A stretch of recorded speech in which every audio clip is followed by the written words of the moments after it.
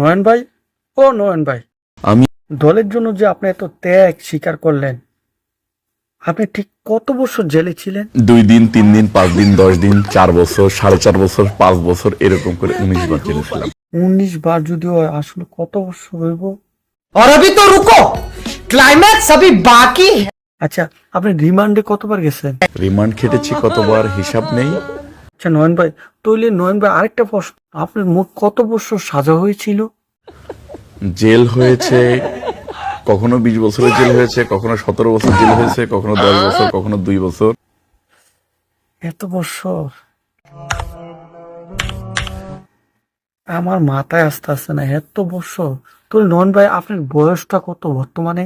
এরকম করে সাজা হয়েছে। আর জেল তো অগণিতবার খেটেছি, রিমান্ড অগণিতবার খেটেছি। আপনার কষ্ট কেউ না বুঝলেও আমি বুঝছি।